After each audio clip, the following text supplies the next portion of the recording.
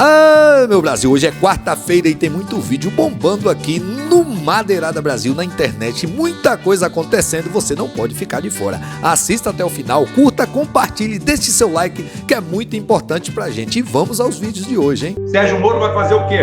Acabou o contrato dele com a CIA? Acabou o contrato dele com a CIA? Entre 17 e 20 de março de 2019, Sérgio Moro esteve em Washington com um representante da CIA, aquela organização responsável por golpes de Estado mundo afora e de espionar mundo afora. Esteve com o Departamento de Justiça dos Estados Unidos e esteve no FBI, onde foi recebido com um almoço. No relatório da viagem, a prova da participação do FBI na Lava Jato, porque Moro agradece os trabalhos já realizados pelo FBI durante a Lava Jato. Moro se reuniu com o diretor Christopher Wray e mais uma prova no relatório.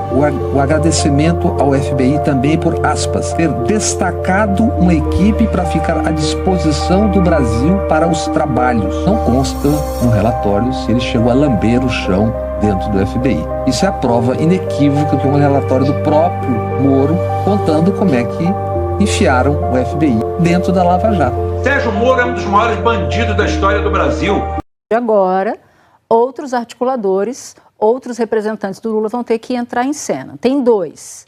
O ministro da Fazenda, Fernando Haddad, porque, afinal de contas, reforma tributária, pacote fiscal estão na seara dele, então ele vai ter que assumir a frente, a dianteira dessa articulação. E na outra ponta, em relação às emendas, achar alternativa ali para não ferir uma decisão judicial, mas dar meios para o governo liberar essas emendas. Na semana passada, por exemplo, o governo estava com dificuldade de achar quem assinasse a liberação de emenda.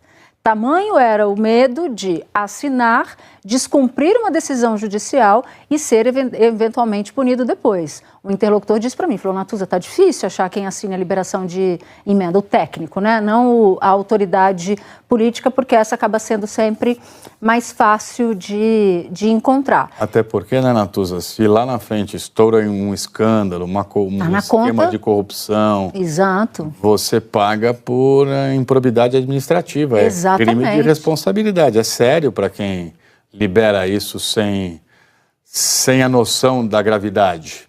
Já eu, se fosse servidora pública, não assinaria em hipótese alguma, nem com aval. Algo assim, né? Porque emenda para o Congresso Nacional, num esquema super fechado, como disse o ministro do Supremo para mim, no escurinho do cinema, para amanhã a pessoa que assinou estar implicada em um baita escândalo de corrupção, são dois tempos. A improbidade. Exatamente. Então, eu teria todos os dedos também para assinar essa medida. Mas então Lula se ausenta, ele, como está consciente, falando, a Daniela Lima gravou o episódio do assunto sobre a saúde de Lula e contou que o Lula está super mal-humorado de ter que ficar no hospital numa semana que é considerada decisiva para ele. Então ele não vai ficar fora, eu não acho que ele vai ficar de fora das decisões, vai ser consultado,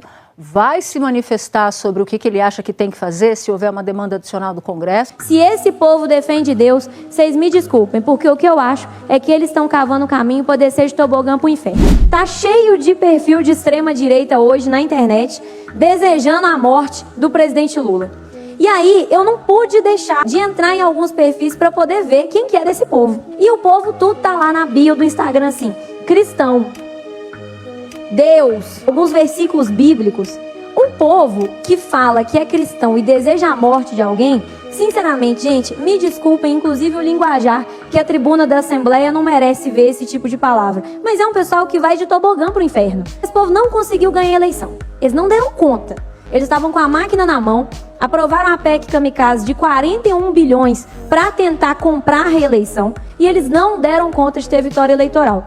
Então esse povo tem que ficar mesmo com muito sofrimento. Eu só não acho que esse sofrimento justifica desejar a morte de alguém. A gente está falando de alguém que, concordando ou discordando dele, eu mesma discordo várias vezes, é alguém que tem estatura para ocupar a cadeira que ocupa. Esse povo, se chegasse na porta do céu, eu acho, se eu fosse um mosquitinho para poder estar lá voando e saber, que iam tomar uma portada na cara. Porque isso não é comportamento de quem conhece as leis de Deus.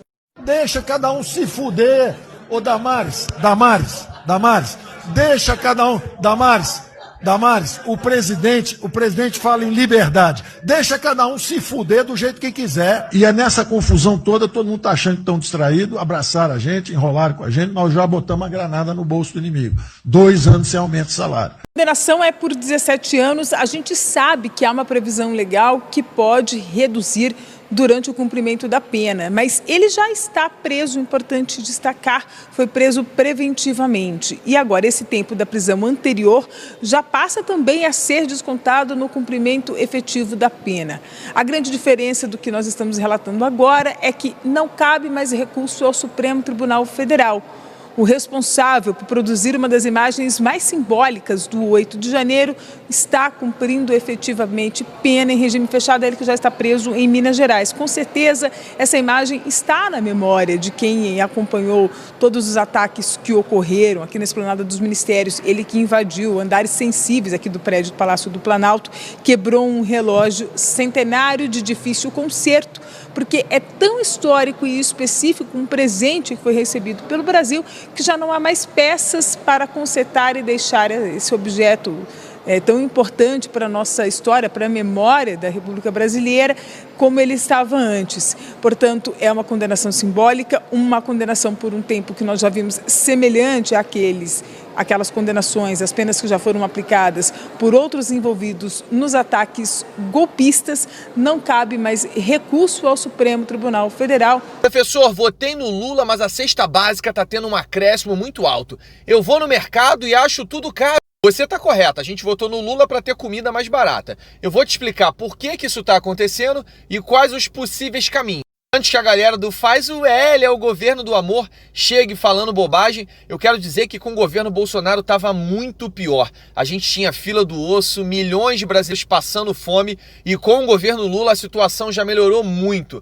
Então bora lá, olha a notícia. A inflação fica maior para mais pobres com pressão de alimentos.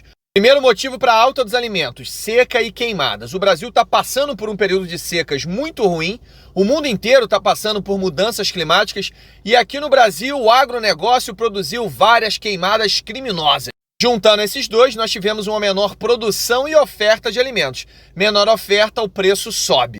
E além do básico, arroz, feijão, legumes e verduras, a carne também subiu por conta das secas e queimadas.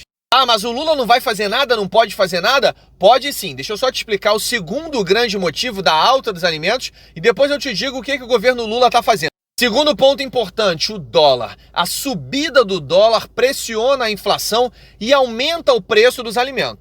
Como grande parte das nossas importações e exportações são feitas em dólar, o dólar vai afetar o preço de vários produtos na economia. E essa alta do dólar produzida pelos especuladores do mercado, que querem que o governo pare de ajudar pobre, fazendo com que a Selic suba e eles ganhem cada vez mais dinheiro, é um problema. Ah, mas por que o Lula não faz nada para baixar o dólar? Porque quem pode fazer isso, quem tem as ferramentas, é o Banco Central, que o presidente é o bolsonarista Campos Neto. Mas a boa notícia é que no final do ano ele sai, o Lula vai indicar o Galípolo e aí a gente vai ter uma política monetária diferente. Bora para as soluções agora. Primeira delas, o governo Lula conseguiu aprovar uma reforma tributária tentada há mais de 20 anos no Brasil. Essa reforma vai zerar, vai acabar com o imposto sobre os alimentos da cesta básica. Inclusive a carne que está fora da cesta básica também vai ter imposto reduzido. Isso vai permitir que as pessoas possam comer mais e melhor. Porém, tem que esperar o Congresso aprovar e provavelmente só vai valer a partir de 2026. Segundo ponto, o governo Lula retomou a Conab, estoques públicos de alimento. O governo compra alimentos dos produtores rurais, do agronegócio, deixa estocados para quando tiver uma seca, uma crise climática, o preço dos alimentos vai subir, o governo vai ter um estoque para regular, para vender esse estoque e reduzir o preço. Infelizmente, a Conab foi destruída pelo governo Bolsonaro e está sendo retomada agora pelo governo Lula. Terceiro ponto, o transporte de alimentos no Brasil é feito principalmente por caminhões. Se o dólar subir, o preço do diesel sobe, o preço do frete sobe e o preço dos alimentos sobe. Se a gente tivesse ferrovias, o preço dos alimentos cairia aí 40%, 50%. O que o governo Lula fez? Ferrovia Oeste-Leste, primeira grande obra do novo PAC. Ferrovia Centro-Oeste, governo federal investindo para a gente finalmente construir ferrovia e parar de depender apenas de caminhão. Mas isso tudo vai levar tempo para reduzir o preço dos alimentos. E agora o governo Lula não vai fazer nada? Ele já faz. O governo Lula aumenta o salário mínimo acima da inflação. Então a inflação aumentou, os preços subiram. O que o governo Lula faz? Aumenta o seu salário acima da inflação. Coisa que o Bolsonaro não fez durante os 4 anos, o que fez com que o seu salário perdesse poder de compra. E agora o governo Lula está tentando recuperar esse poder. Essa é a medida mais imediata que o governo Lula pode tomar para aumentar o poder de compra do trabalhador. Assim como a isenção de imposto para o trabalhador que ganha até 2 salários mínimos, o aumento do Bolsa Família, o pé de meia, tudo isso dá mais poder de compra para os trabalhadores. A gente pode ver o reflexo disso quando os mercados tiveram alta nas suas vendas durante quase todo esse ano, assim como a Black Friday, que foi a melhor dos últimos 4 anos. Então eu diria que a partir do ano que vem esse cenário vai começar a melhorar, em 2026 vai estar melhor ainda, mas é claro, a gente tem que continuar cobrando o governo Lula. Valeu! Se você chegou até aqui, se inscreva no nosso canal, não saia sem se inscrever, deixe o seu like, compartilhe o vídeo, que é muito importante pra gente continuar combatendo o bolsonarismo aqui no Madeirada Brasil.